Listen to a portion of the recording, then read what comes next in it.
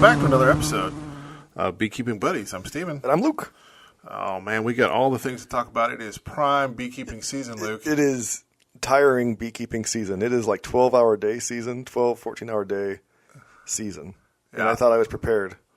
And the bees like to always come back and say, you think so? You really think so? No, I was not. So, been catching swarms? Yeah.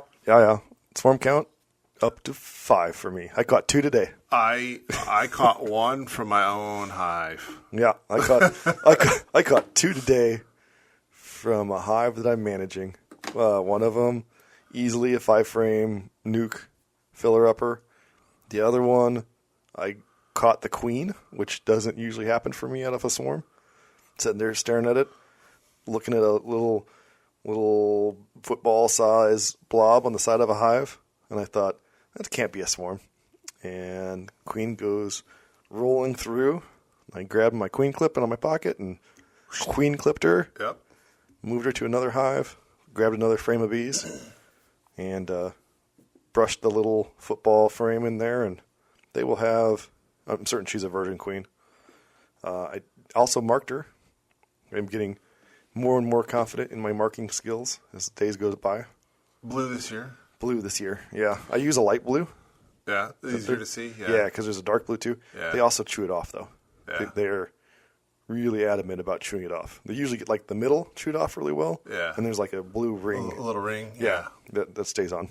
So. Mine was, the wife looked out the window from the work from home. It's like, there's a lot of bees out there, and that's the universal language for it's probably swarming. She's seen this probably 3 or 4 times over the years since we've been working from home. I mean, first time. This is the first time she's seen it, I'm sure. And so I go out there, and they're all, it's a cloud in the air, and I'm like, all right, well, pick your branch to settle on, and they're not settling down, and they're kind of drifting over to the other tree, and I'm like, okay, go pick your branch in that tree. I'm like, either way, like, as soon as you settle down, the sooner we can get done with this. And I'm like, I'm standing in the yard, and they're not clumping up, and I'm like, all right, well, you sort it out, guys. I'm going to go back inside. So about 5 minutes later, the wife says, hey, there's a lot of bees out there. And I'm like, all right, well, maybe that means they've settled down. So I walk outside, and there's like all the bees on the ground, just in the grass. Yeah. And I'm like, she's really tired. That's not normal. Get tired. But I'm like, this certainly makes catching them easier. So I hustled back up to the house and got my lemongrass oil and baited a couple Q-tips, and then threw them in my nuke box, or my swarm capture box, which is the 6 wide, and they marched right in. I got some video. I sent it to you, and then nice. So that was my one. Yep. I think it came from the bee tree that I have from the cutout. Yeah, which is just a tree. Which cutout was that?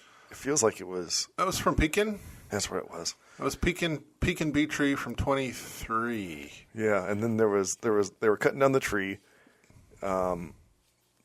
just taking down the tree. In the middle of the tree was bees in there, and they roped it around and like gently laid it to the ground. Yeah. And I remember thinking, there's no way that hive is surviving that. But we'll see. Yeah, so it's probably 2 foot in diameter and about 4 foot tall, and then About 3 inches or 4 inches of wood thickness. And then I trimmed the top.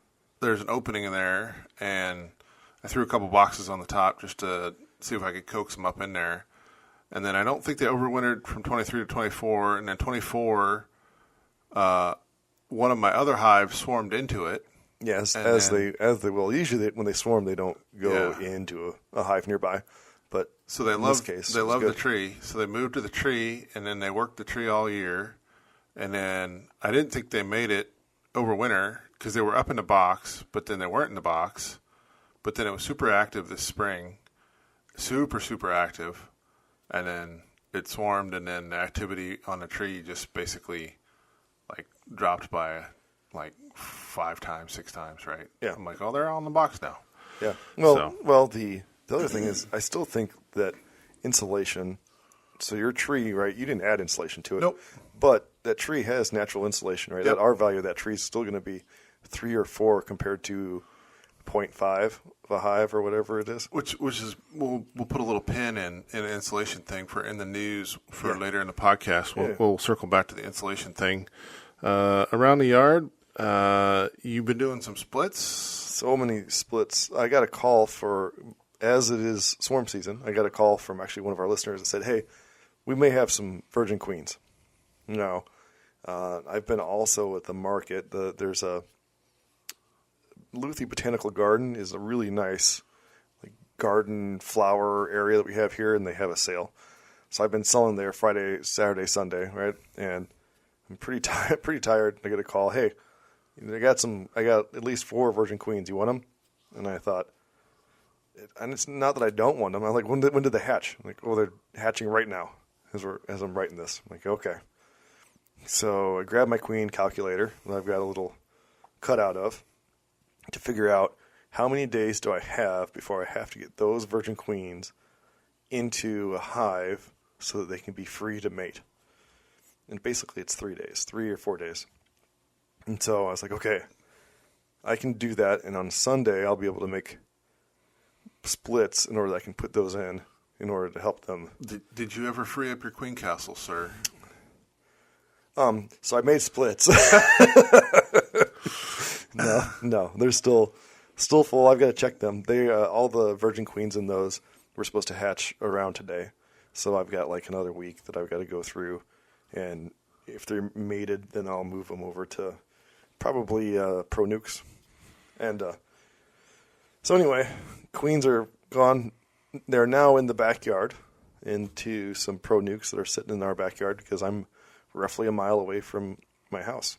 And so You mean your backyard here at the house is about a mile from your apiary? Apiary. There you go. That's a good way of putting it.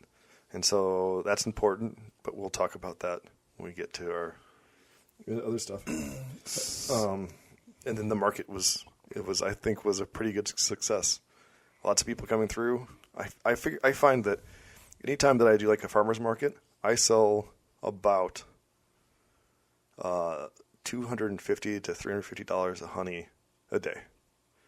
And that's just sitting there, people walking by. Everybody always says they love honey. I sell a lot of fall honey, which I don't know your thoughts on it, but...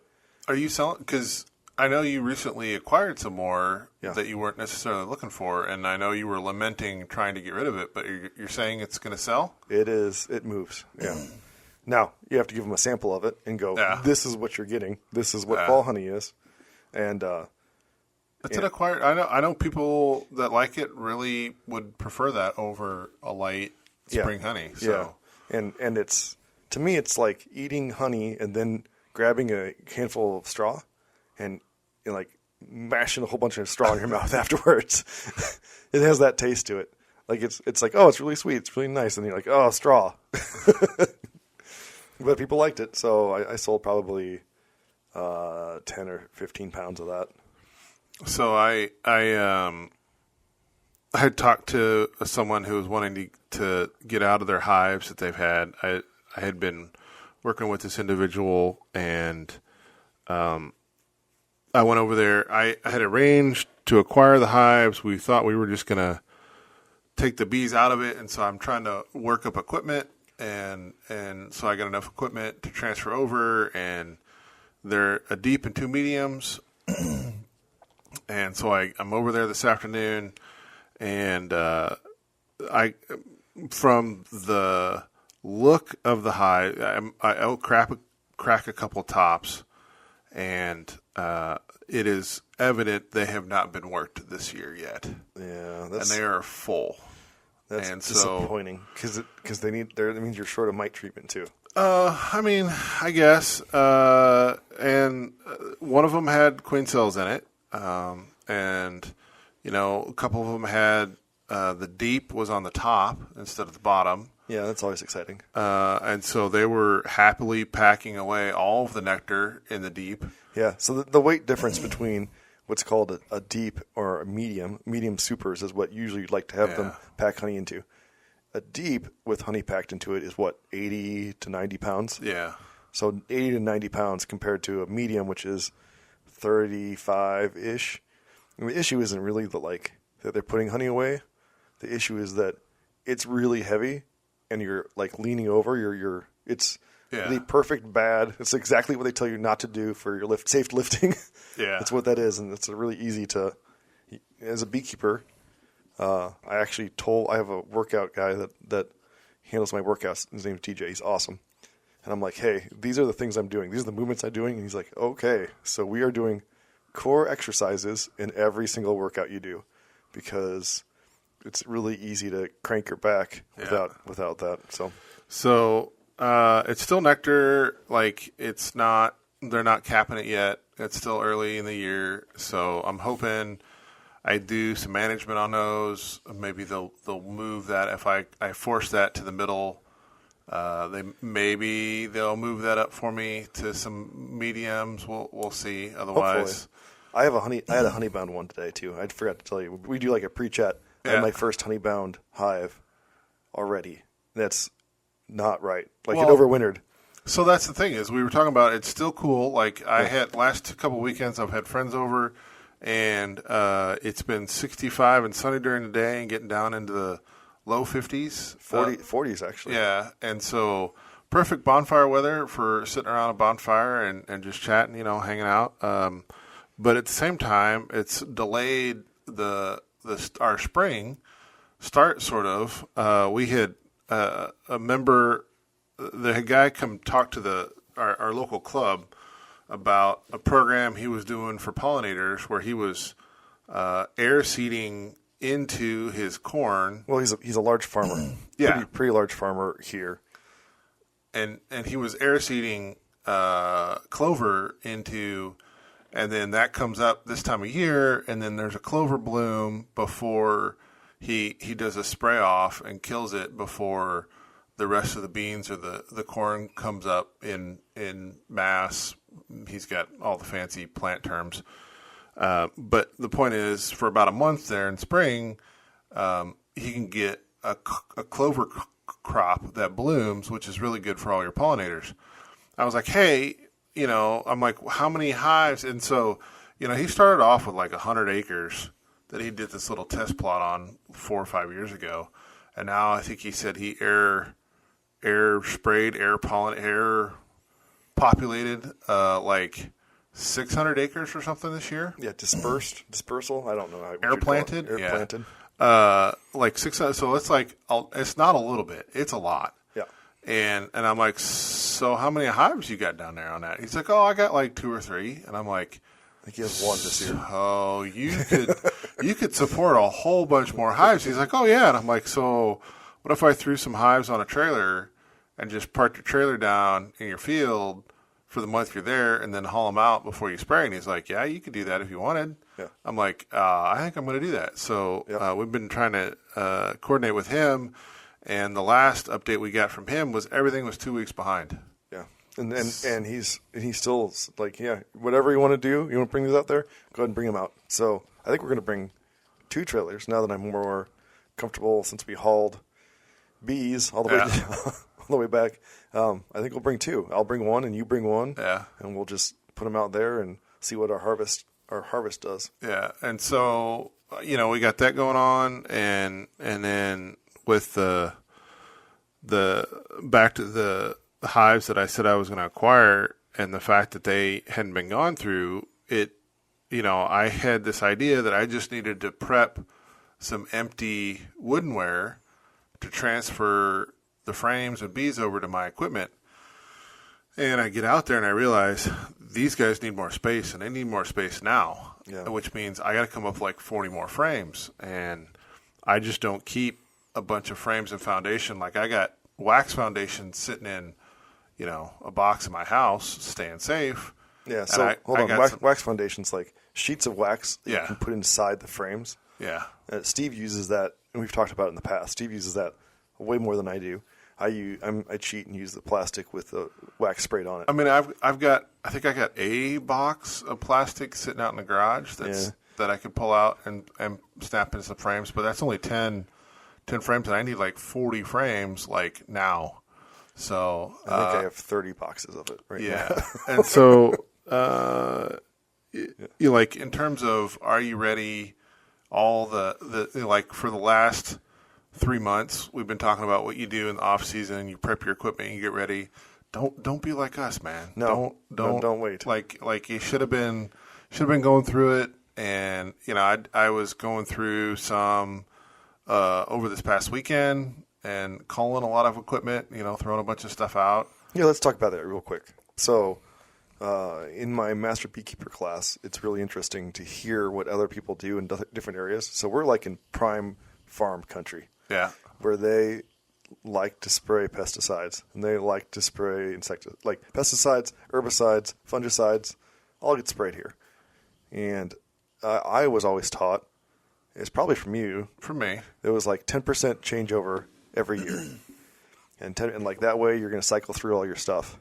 And it's really interesting to hear other beekeepers in other areas say, no, I don't do that.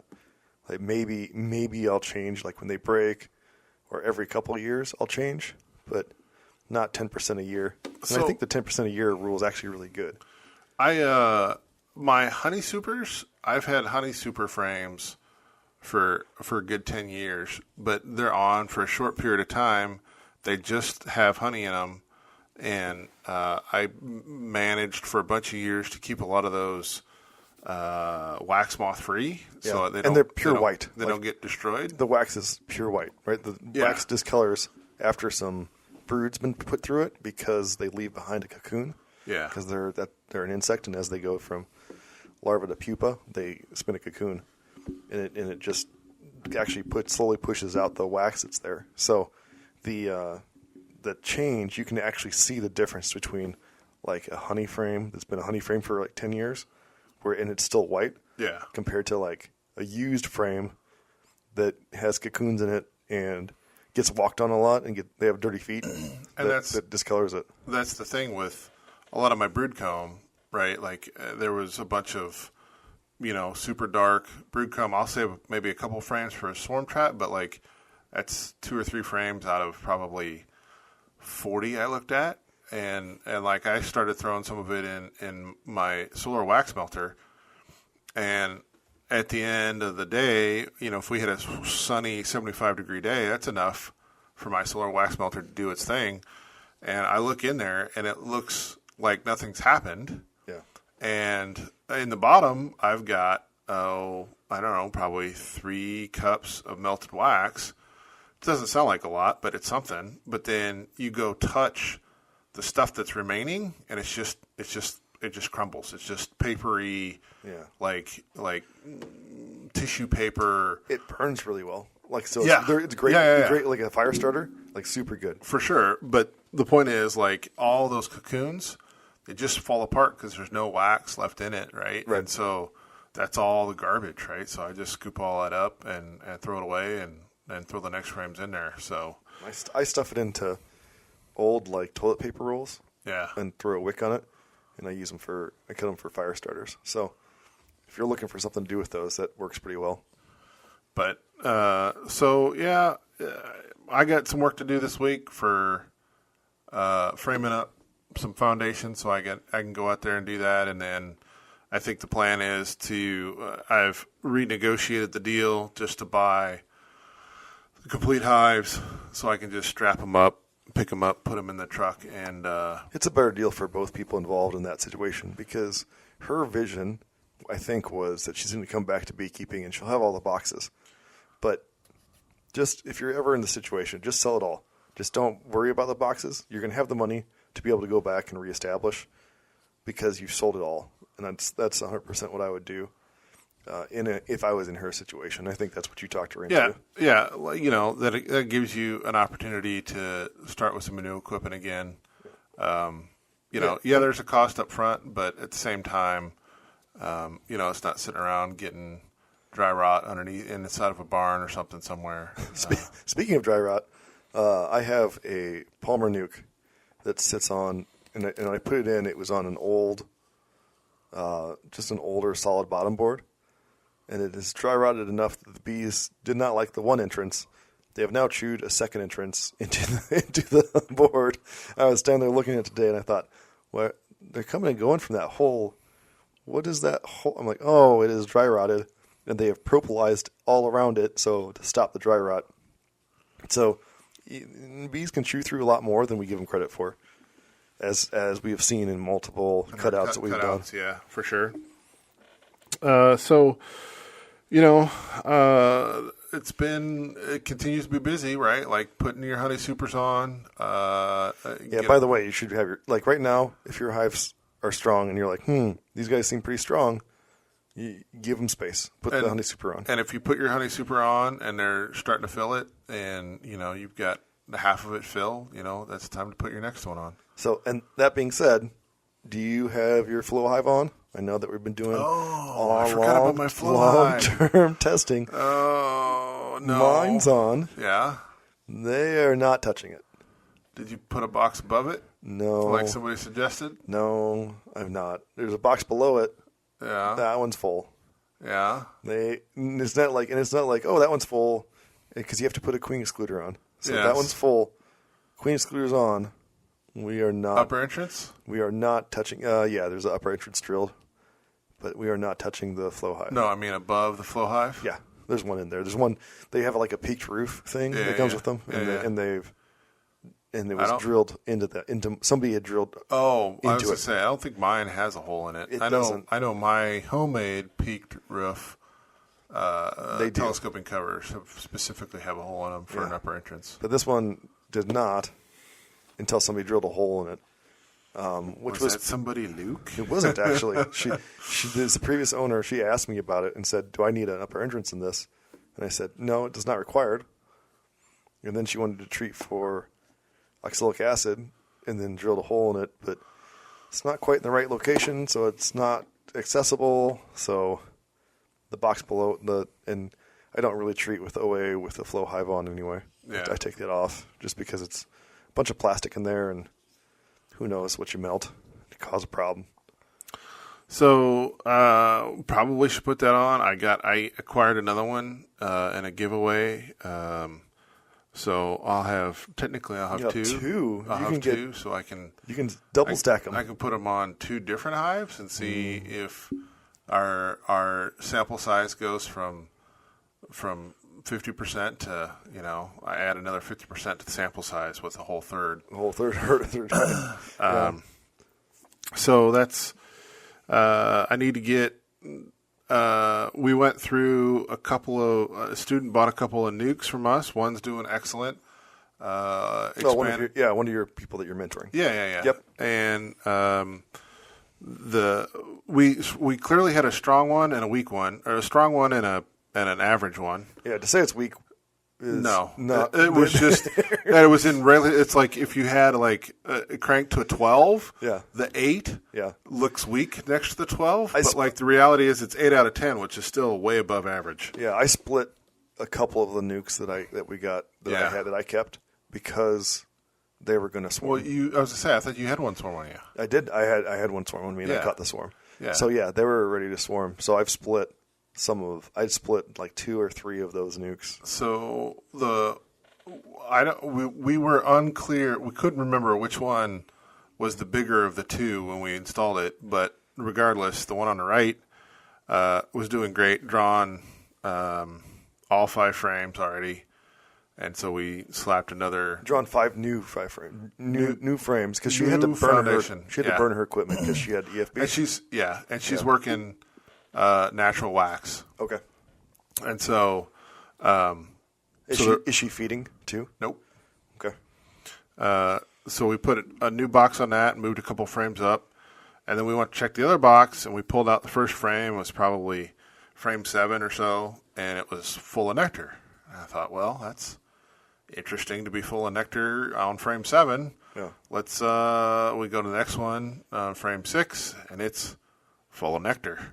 Yeah. I'm like, we need to keep looking. She's like, where's all the brood? And I'm like, that's a very good question.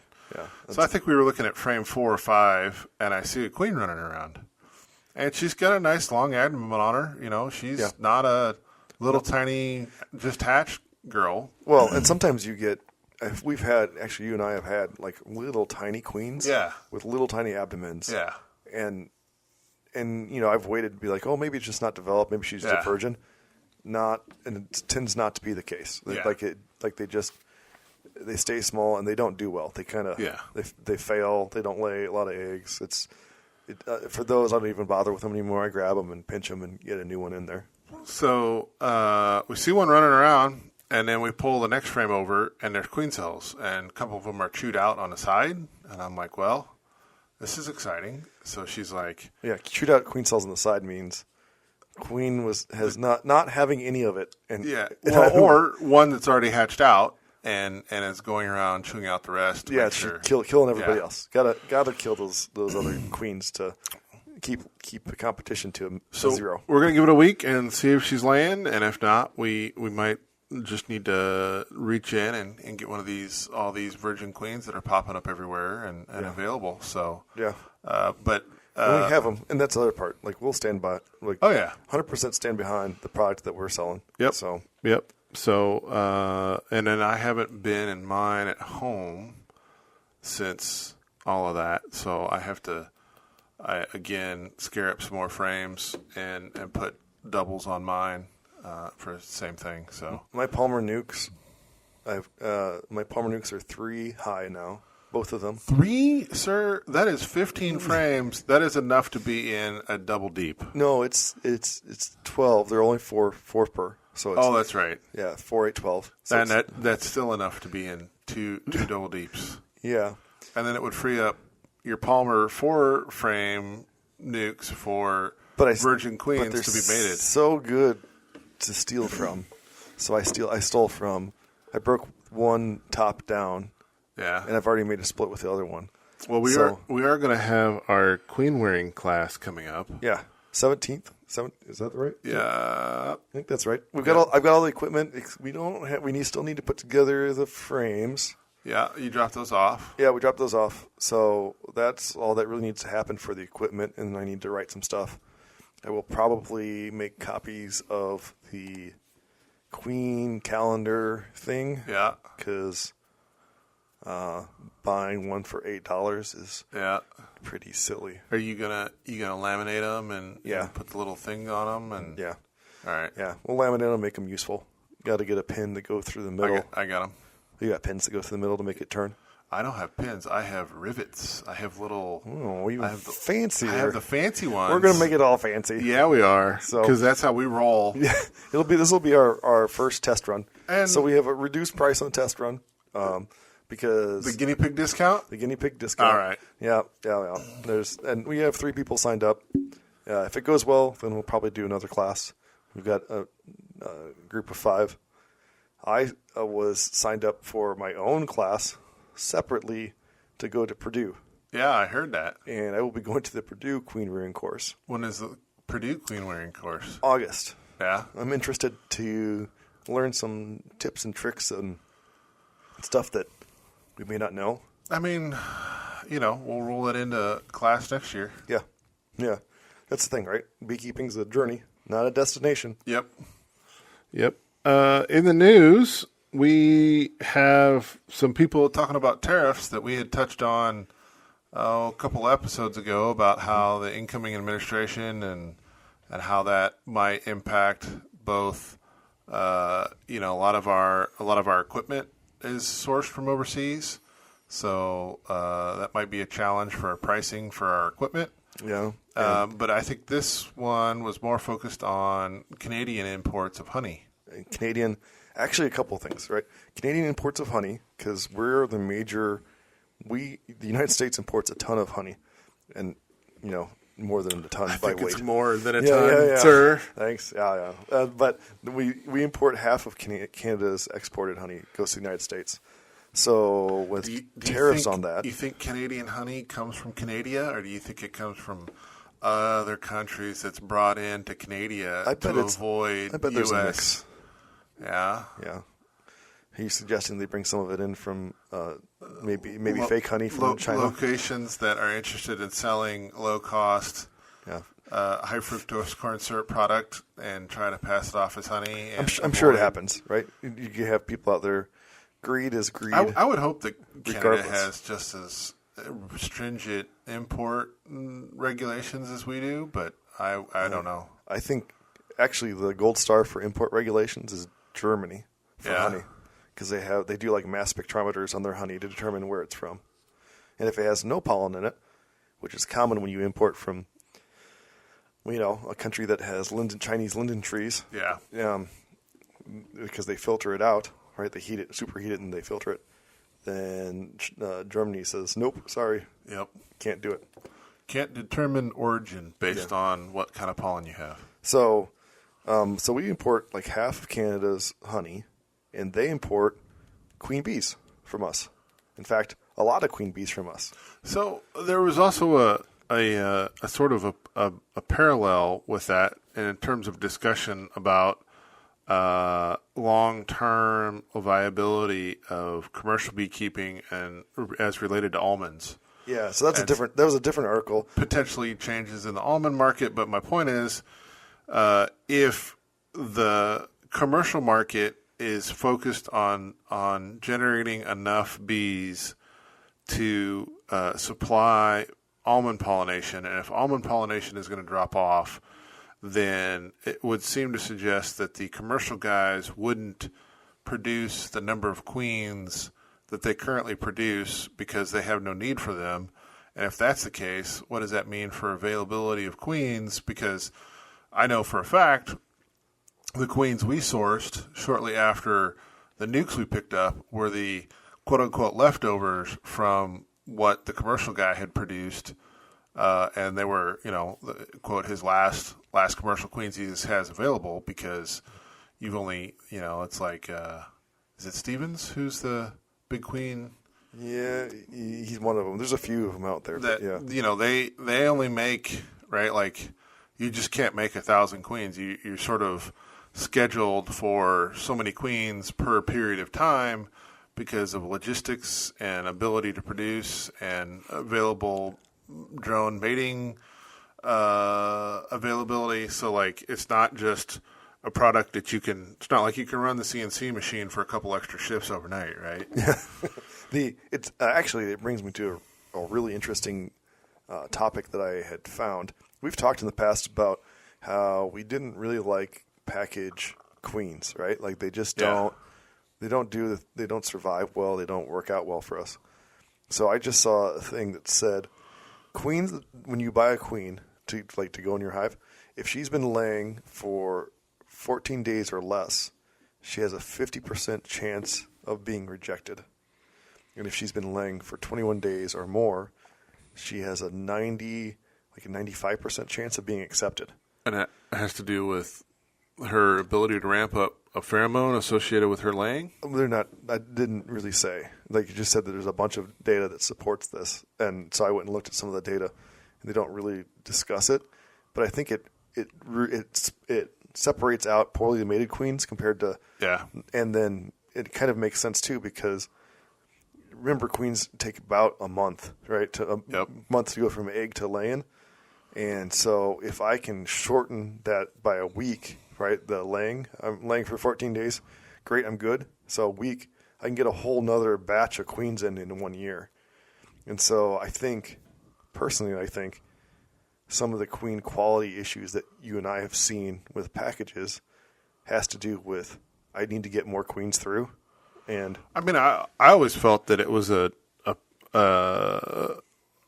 sort of a rush, but probably more to do with a mating, right? Like you just don't have the available drones in the area for the number of grafts and therefore queens. Because those go hand in hand, I think, right? Like I don't have the drones, and so my mating's bad, and I'm rushing it, so I'm not catching the ones that are petering out after 3 weeks, right? Yeah, so, exactly. So lots of things, even with our trade, things go, we have lots of moving pieces that we don't necessarily know. If we had a magic ball that we could tell, I mean, we'd retire because we play the stock market, and we wouldn't be trying to sweat our butts off doing beekeeping for 12 hours a day. Yeah, and not that I'm doing that. It's still a hobby for me, but not for the guy on the other side of the table. It's a fun thing to do. And then, but like, yeah, same with the queens, right? There's lots of moving parts that we always don't have line of sight to. So, we get some questions as always. I had a question on one of my longtime people that I have mentored over the years. We're going on, I think, year 3. Still calls with questions. Found queen cells in his box this year. Surprise, surprise! It was the one that I think he has 3 hives. It was the 4th hive. He had been in the first 3 and regularly checked those. It could have been the first 2, and this was the 3rd. Point is, it was the last hive he hadn't checked all spring so far. And surprise, surprise, it's the one with queen cells in it. Mm-hmm. And so what do I need to do at this point? And I said, well, at this point, your goal here is to make some splits and put your swarm cap box up, because you're probably not gonna be able to halt whatever. I got the impression they were capped. So they probably are already swarmed. It could be. I think the feeling I was getting was that he thought it was still early, maybe freshly capped, maybe there was a couple that were still not capped that he could tell were laid.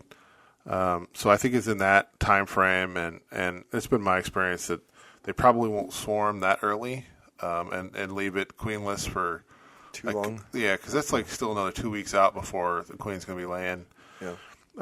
So put up your swarm box, make a split with your queen cells, and that brought up a question of how are you making splits?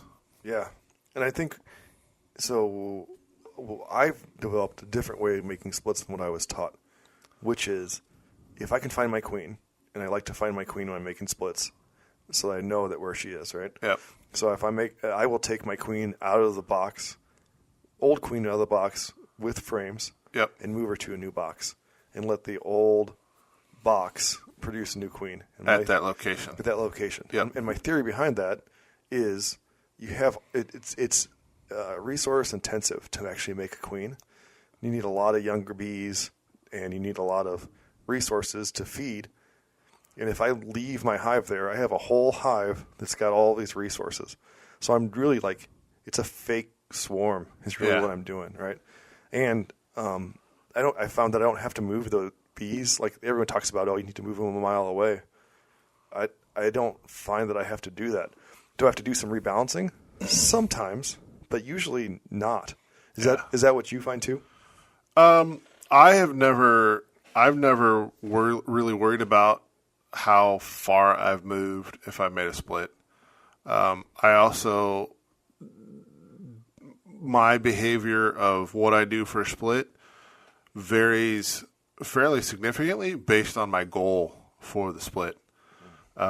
If it's not a hive that I have sort of, you kind of get a mental feel for which hives are going to be your honey producers for a given year, just based on population and are they bringing in a lot of honey already, that sort of thing. And if it's not that hive, and there's 3 or 4 queen cells, I might break that hive down into 3 or 4 splits if I can, and write it off as a honey producer for this year. Now, if I'm wanting to just pull some queen cells out, hedge my bet for if this hive swarms on me and it doesn't requeen well, and I just want to have this as my pocket nuke that I can reintroduce or something later in the season, then I'll just take a queen cell and make a 5-frame split, put it in my 5-frame nuke, and set it at the end of the row, and that's sort of my pocket, backup.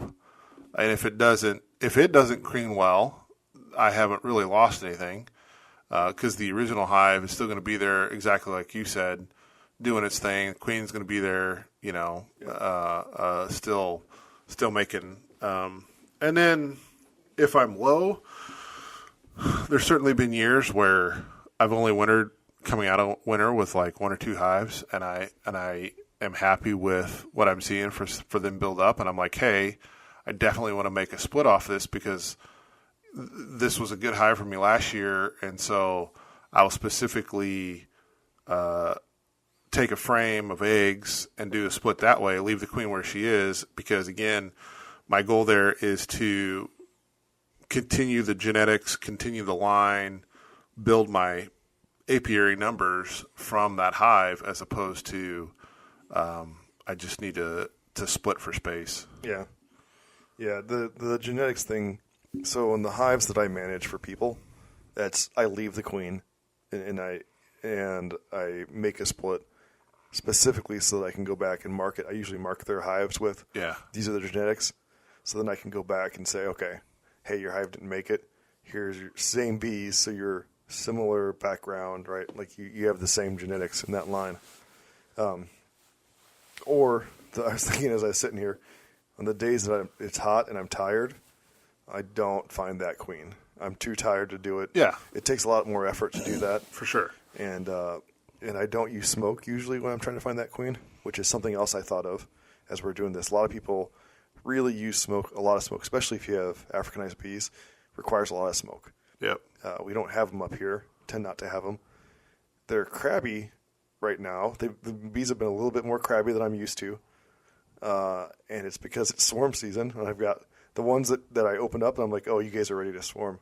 They're generally mean, right? They're coming out. They don't want you messing around. They're stressed. Like the ones I worked today, I forgot my smoker, and by the third one, I got lit up pretty good where, like, I was like, all right, without a smoker, I can't fend off the alarm pheromone bumping, that's been spread all over my bottom of my T-shirt right at my belly line. Yeah. And so, like, I'm just going to wrap this up and call it a day.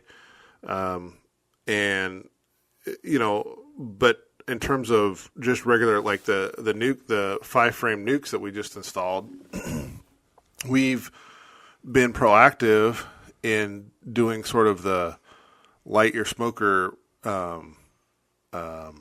exercise, just to do it. Yeah. But the reality is I have specifically tried to sort of maintain control of that, you know, just like, hey, you know, I pick it up off the back of the truck and I got it in my hand and I'm like, all right, open up the hives, you know, and she's been the one to primarily go through it. And the good news is there that you get to see a lot more without starting with the first thing you do is start smoking the hive. Yeah, and I find the queen runs as soon as if you open it and hit it with the smoker, she's running down into the bottom.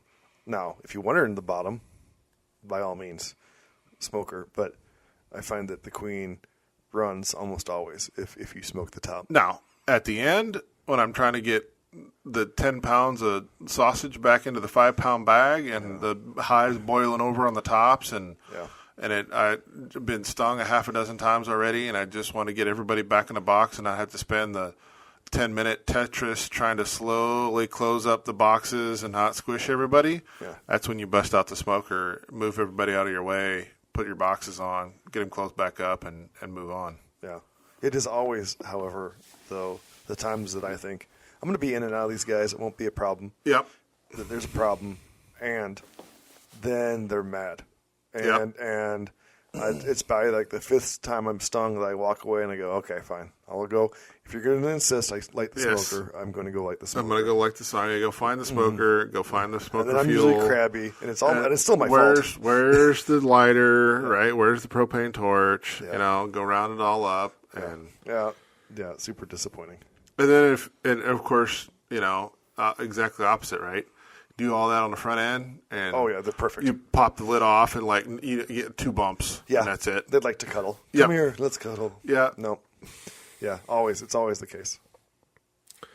I think our last segment here is droning on, where we talk about what we'll be doing the next 2 weeks between now and the next time you're listening to us. It's going to be a lot of the same. I noticed the site I was out today, the honeysuckle is just starting to pop. It's going to be blooming in the next week or two. So it is, and that flow is gonna. It's going to hit strong. So many swarms, and they're gonna nail it because it's so slow right now. Yes, there's like dandelions are out, apples bloomed. Yes, they hammered the apples. Yes, every single flower on my father's apple tree is making apples currently. He's going to have to go back and trim them back. Yeah. All the almonds, like the almond tree. I have an almond tree right near pear tree right near my hives, and that was, you could see the cloud of bees hitting the pear tree, and I thought that is going to be a problem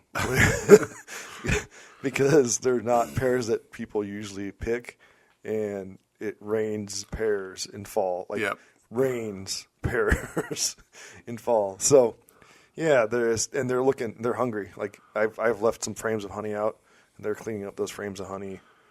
But like I said, the one, the hives that I was looking at today, those the deeps that were on the top, I pulled frames 5, 6, and 7 on both of the hives and the deeps, and on the one hive that wasn't queenless, it had it brood in 4 and 5, but like 7 was full of nectar. Yeah.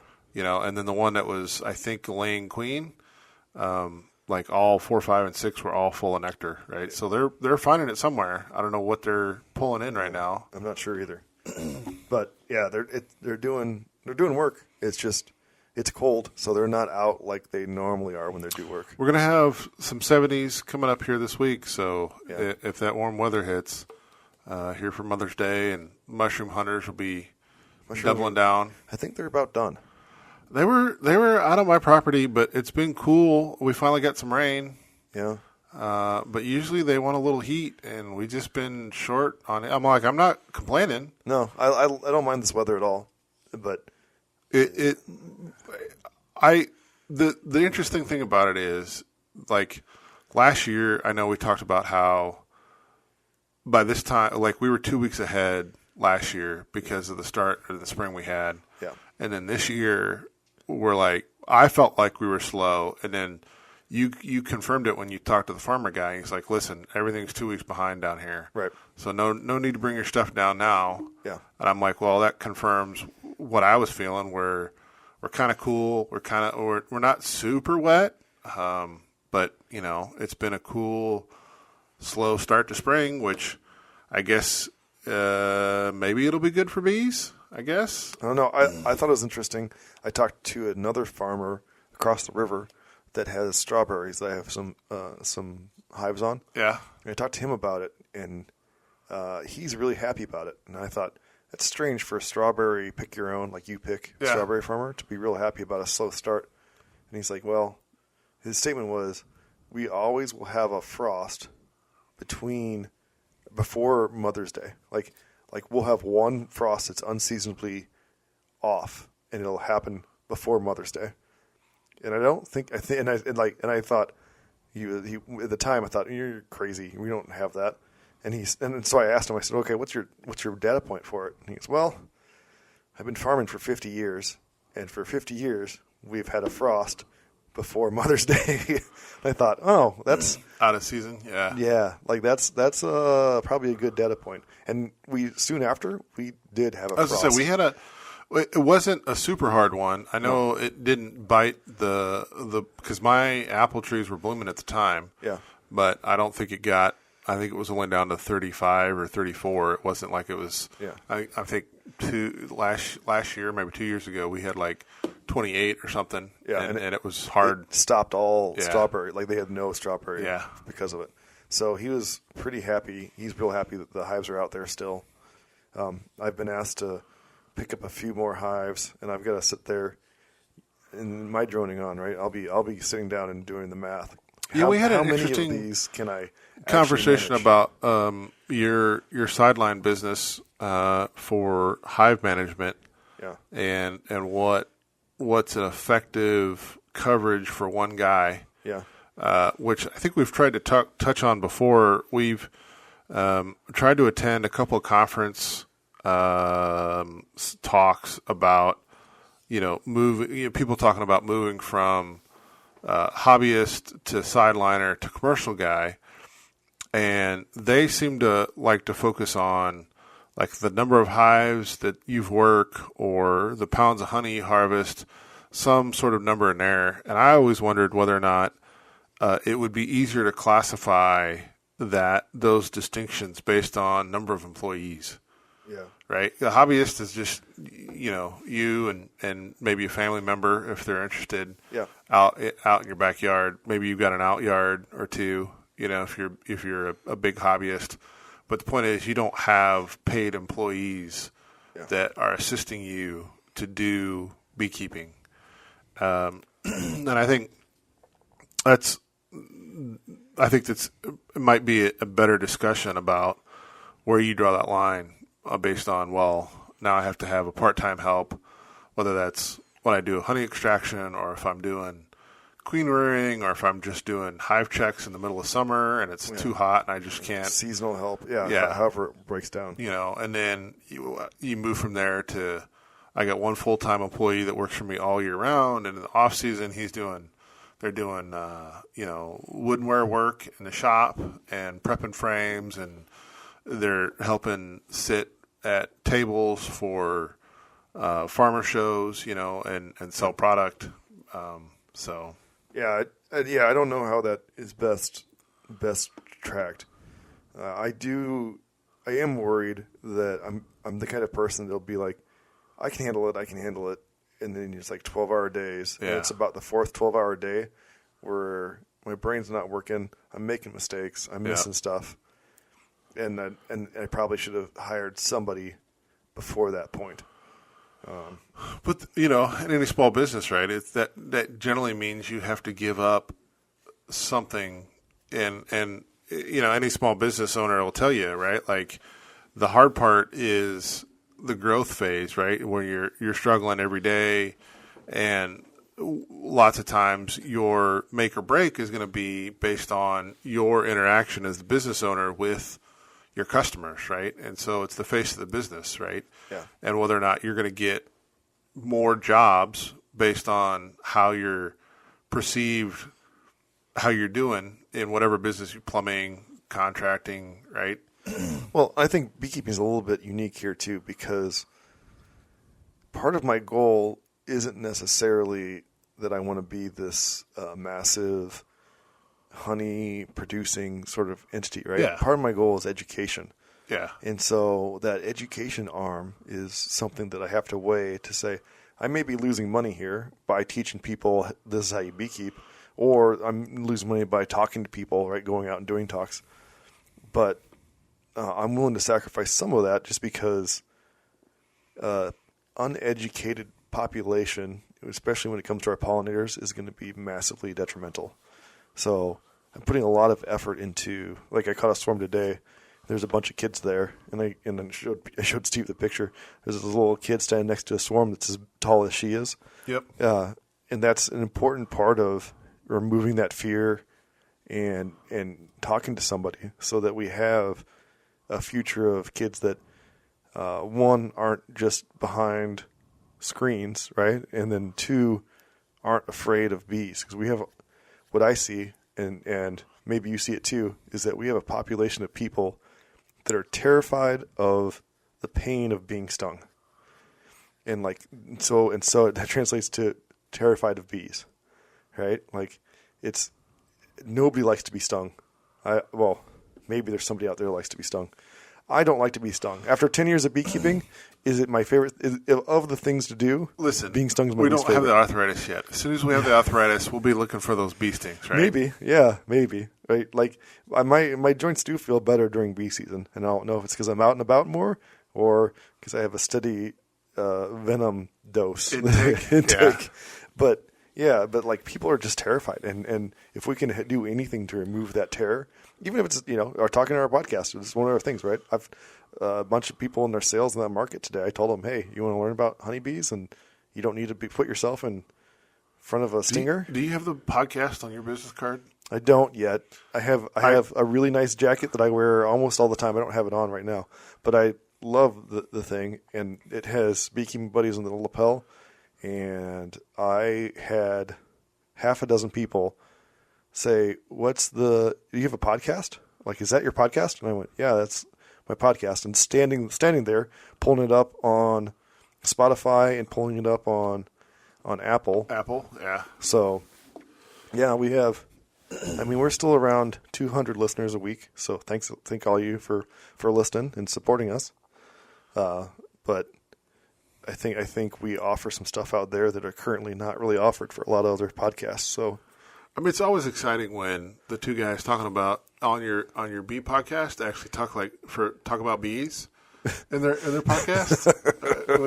We may have had a 14-hour, 20-hour road trip, 10 hours each way, and had an opportunity to listen to some podcasts and some competition.